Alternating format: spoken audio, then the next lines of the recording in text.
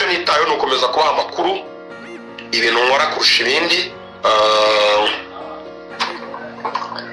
no kugira utese no gukomeza kubana namwe mu buryo bwose bushoboka. Naho ibindi rero RBA ni ikigo twahurira n'ahandi hatariho, kandi RBA ni ikigo cy'abanyarwanda bose aho nkora n'abandi bahakora.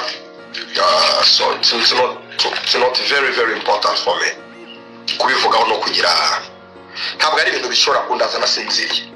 Ariko Rugaju we, please respect him. Nta muntu ufite uburenganzira bwo kugendera ku magambo yumvishe kuri internet, waze gusuzugura Rugaju, waze kumubwira amagambo mabi, no. He is a very good friend of mine. He's my guy.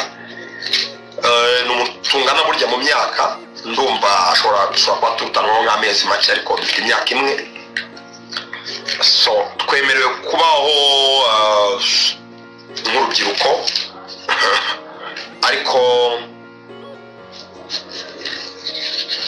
nta kintu na kimwe cyabaho cyatuma ntazirikana ko he's a very good guy, kandi ko yambaniye neza igihe cyose tumaze tuziranye n'uyu munsi. Kandi hano kizahinduka, tuzakomeza kumenyana, tuzakomeza guhurira mu bintu byinshi ikibuga dukoreramo, tugomba komeza kugihuriramo. Nta kintu twapfuye, nta kibazo dufitanye. He's a very very good guy that I respect. Munyemerere mbasuhuze, munyemerere mbahereze ikaze ku byegeranyo Empire. Reka nkubwiye ngo niba utarakora subscribe, kora subscribe kuri kunzogera kugira ngo uzajye ushaka kugenda ubona amakuru yizewe kandi uyabonere ku gihe. Munyemerere, hamaze igihe ku mbuga nkoranyambaga harimo kuvugwa amakuru agiye atandukanye ku munyamakuru wakoreraga ikitangazamakuru cya RBA by'umwihariko kuri Radio Rwanda, yitwa Musangamfura Christian Lorenzo. Uyu Lorenzo yamenyekanye ku mbuga nkoranyambaga, yamenyekanye ku bitangazamakuru bikomeye ku ikubitiro Radio Rwanda, by'umwihariko mu kiganiro cy'urubuga rw'imikino. Amakuru ahari rero aravuga ko uyu Lorenzo ngo yamaze kwirukanwa ku kitangazamakuru cya RBA Radio Rwanda, ndetse si ibyo gusa, hari amakuru avuga ko uyu Lorenzo ngafite kutumvikana hagati ye n'umunyamakuru yitwa Rugaju Rigani, ngo dore ko uyu Rigani ngo ni nawe watumye Lorenzo yirukanwa muri Radio Rwanda. Ndagira ngo mbive imuzi n'imuzingo, ngira ngo mwabyumvishe neza. Twatangiranye akavideo gatoya, na akavideo kakozwe na Lorenzo ubwo yavugaga ku kibazo cye na Rigani, avuga ko uyu Rigani ngo ni umunyamakuru mwiza cyane, dore ko uyu nguyu Lorenzo avuga ko kuba ageze ahageze, avuga ko uyu Rigani ngo yabigizemo akaboko kadasanzwe, ko dore ko kugira ngo Lorenzo abe umunyamakuru udasanzwe wa RBA ngo nuko uyu nguyu Rugaju yagiye amufasha mu bintu bigiye bitandukanye. Uyu Lorenzo numwe mu bantu bazwiho kuvuga ukuri kuzuye, dore ko numwe mu banyamakuru bagaragaza ibintu uko babyumva nuko babibona. Uyu nguyu Lorenzo rero ngo abantu bagiye babikomozaho bakavuga ko ngo yaba yaragiranye ikibazo ndetse n'uyu Rugaju Rigani ngo bari basanzwe banakorana kuri RBA, by'umwihariko mu kiganiro urubuga rw'imikino kuri Radio Rwanda.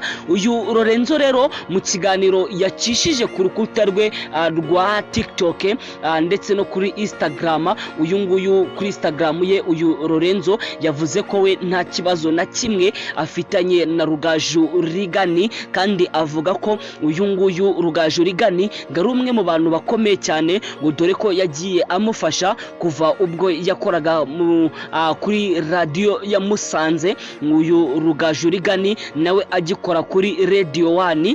Lorenzo yagaragaje ko uyu nguyu rwose Rugaju Rigani ngo numwe mu bantu bagiye bamufasha, numwe mu banyamakuru afataho nk'ikitegererezo. Rero abikomozaho avuga ko abantu bavuga ko ngo baba bafitanye ibibazo ko atari ukuri, ko we nta kibazo na kimwe bafitanye. Avuga ko Rugaju Rigani ngari inshuti ye ndetse bazakomeza kuba ari inshuti. Ni hanyuma yuko bavugaga ko byavugwaga ko uyu Rugaju Rigani ngari we watumye Lorenzo yirukanwa ku gitangazamakuru cy'u Rwanda, ni Radio Rwanda. Rwanda ikaba ikorera mu gashami ka RBA. Ndetse si ibyo gusa, dore ko uyu Lorenzo yakomoje gatoya ku bikomeje kugenda bivugwa kuba yarasezerewe cyangwa se yarirukanywe ku gitangazamakuru cy'u Rwanda, ndavuga Radio Rwanda.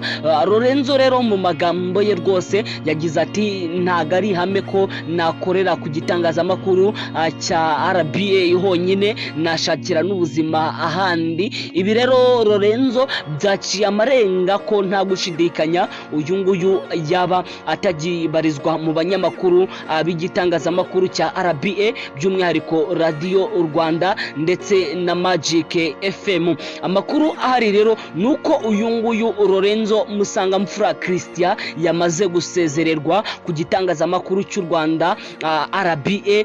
Rwose iki gitangazamakuru cy'u Rwanda RBA cyamaze gusezerera Musangamfura Lorenzo bidasubirwaho. Uyu Lorenzo ntabwo akiri umunyamakuru wa Radio Rwanda. Hanyuma y'amagambo yagiye avugwa, hanyuma y'ibiganiro byagiye bikoreshwa ku mbuga nkoranyambaga, Lorenzo rero yamaze kwirukanwa kuri Radio Rwanda bidasubirwaho.